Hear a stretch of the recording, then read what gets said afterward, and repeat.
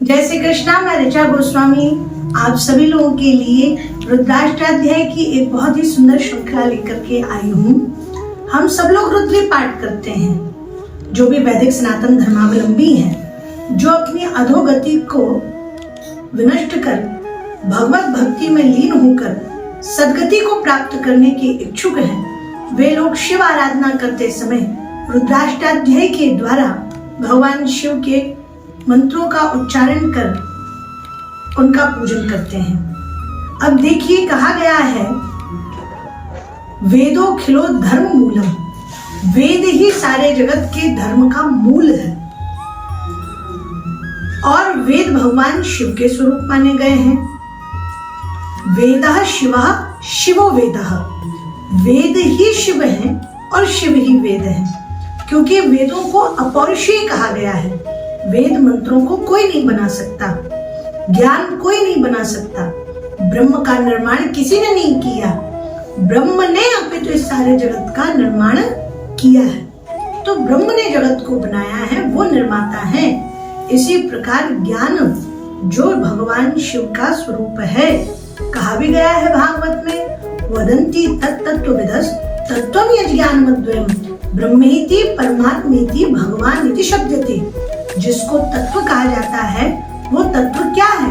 वो तत्व है ज्ञान।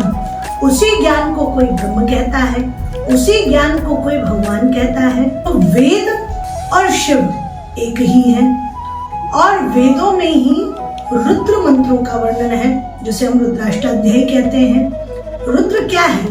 रुद्र का मतलब होता है ऋतम दुखम नाशयति रुद्र, जो दुखों का विनाश करे, जो दुखों को अपने भक्तों से चुरा ले, विनष्ट करे, उन्हें कहते हैं रुद्र। तो भगवान रुद्र की आराधना के लिए मंत्रों का जिस प्रकार वर्णन रुद्राष्टाध्याय में है, गृहस्थ धर्म, राजधर्म, ज्ञान, वैराग्य, शांति, ईश्वर स्तुति, सभी का बहुत अच्छे से विश्लेषण आपको इस रुद्राष्टाध्याय ग्रंथ में मिलेगा। और जो भी रुद्राष्टाध्याय का पाठ करते हैं, उन्हें सभी प्रकार के ऐश्वर्य, सारे अभीष्ट पदार्थ, धर्म, अर्थ, काम, मोक्ष सब प्राप्त होते हैं। हम देखते हैं ब्राह्मण रुद्री पाठ द्वारा दुग्धाभिषेक करवाते हैं, दधी से अभिषेक कराते हैं, घृत से अभिषेक कराते हैं, मधु से अभिषेक कराते हैं, ईख के रस से, सरसों के तेल से, अन्न से, तरह तरह के रुद्राभिषेक के विधान बताए गए हैं। जिसका जैसा मनोरथ होता है, उसके अनुरूप सिद्धि प्राप्ति के लिए वो रुद्राभिषेक करता है। परंतु विशेष क्या है?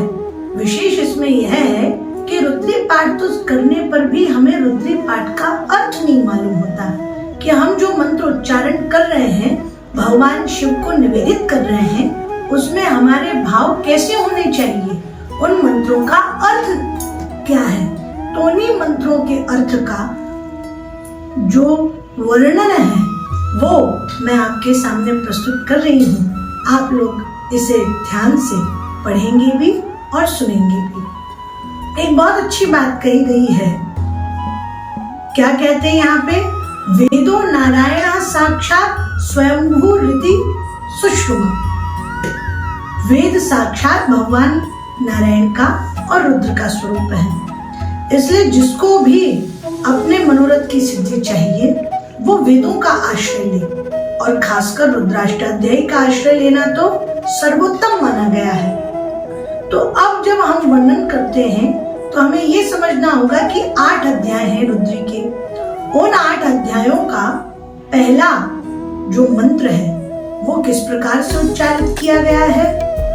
वो निवेदित किया गया है भगवान गणपति को, क्योंकि गणेश जी ही प्रथम पूज्य माने गए हैं। भगवान शिव और ब्रह्मा जी आदि देवताओं ने गणेश जी को ये वरदान दिया कि किसी भी कार्य के आरंभ में जब तुम्हारा प्रथम पूजन, तुम्हारे नाम का प्रथम उच्चारण, तुम्हारा प्रथम स्मरण किया जाएगा, तभी वो कार्य सफल हो पाएगा। बिना गणेश जी के स्मरण के कोई भी वैदिक सनातन धर्म का कार्य आरंभ ही नहीं किया जाता, क्योंकि उन्हें विघ्न विनाशक की उपाधि मिली है। वे सभी प्रकार के विघ्नों को हरने वाले हैं। इसलिए गणपति जी का स्मरण करते हुए यहाँ से हम रुद्री पाठ प्रारंभ करेंगे। ओम श्री गणेशाय नमः। रुद्राष्टाध्यायी अथ प्रथमोऽध्यायः। ओम गणानां त्वा गणपतिगुं हवामहे, प्रियाणां त्वा प्रियपतिगुं हवामहे, निधीनां त्वा निधिपतिगुं हवामहे। वसो मम आहम जानि गर्भधमा त्वं जासि गर्भधम्। भगवान श्री गणेश को नमस्कार। जो सभी गणों का कल्याण करने वाले हैं, गणपति रूप में प्रतिष्ठित हैं, उनका हम आवाहन करते हैं। जो सभी प्रियजनों का कल्याण करने के कारण प्रियपति के रूप में अधिष्ठित हैं, उन्हें हम आवाहित करते हैं।